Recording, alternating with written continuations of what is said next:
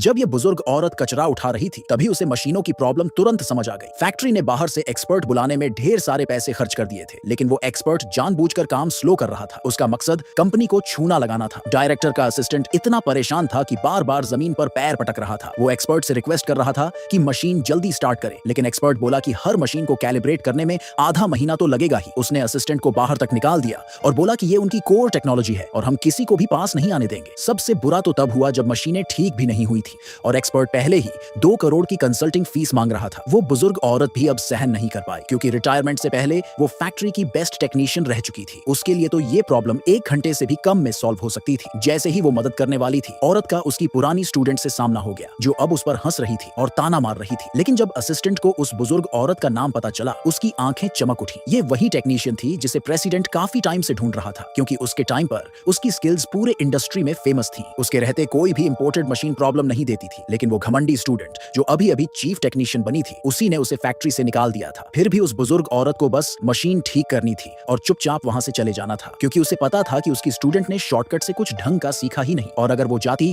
तो मशीनें जरूर फेल होती। पर स्टूडेंट को उसकी वैल्यू समझ नहीं आई और उसने उसे बहुत बदतमीजी से भगा दिया। उधर दूसरी कंपनी का प्रेसिडेंट भी बड़ी टेंशन में था। उसकी मशीनें कभी ठीक ही नहीं हो रही थी। उसे पता था कि वो विदेशी एक्सपर्ट जानबूझकर टाइम खराब कर रहा है, पर उसके पास कोई ऑप्शन नहीं था। और जो अकेली इंसान वो मशीनें ठीक कर सकती थी, वो तो राइवल फैक्ट्री में थी। जब तक उसे पता नहीं चला कि वो बुजुर्ग औरत तो पहले ही निकाल दी गई है, उसने तुरंत अपना असिस्टेंट उसे ढूंढने भेज दिया। इधर वो घमंडी स्टूडेंट एक दिन से मशीन रिपेयर कर रही थी और एक मशीन तो उसने जलाकर ही रख दी थी। बाकी भी धीरे धीरे फेल होने लगी, लेकिन उसने गलती मानने से मना कर दिया। वो बोली कि चिप्स पुराने हैं और 6 लाख के नए पार्ट्स चाहिए। उसे फर्क नहीं पड़ा, क्योंकि पैसे उसके नहीं थे। बॉस को डिलीवरी पूरी ना कर पाने का डर था, इसलिए मजबूरी में फिर से उसी एक्सपर्ट को बुलाना पड़ा। उधर वो बुजुर्ग औरत जिसे निकाल दिया गया था, अब घर भी नहीं था उसके पास। वो तो बस स्क्रैप बीन कर किसी तरह जिंदा थी। उसी दिन वो फैक्ट्री में कबाड़ उठाने आई थी और उसने देखा कैसे वो एक्सपर्ट अपनी टेक्नोलॉजी का डर दिखाकर कंपनी पर प्रेशर बना रहा है। तभी प्रेसिडेंट को रिपोर्ट मिली और वो दौड़ता हुआ आ गया। जैसे ही उसे पता चला कि यही बुजुर्ग औरत वो बेस्ट टेक्नीशियन है जिसे वो इतने टाइम से ढूंढ रहा था, उसने इमोशनल होकर उसका हाथ पकड़ लिया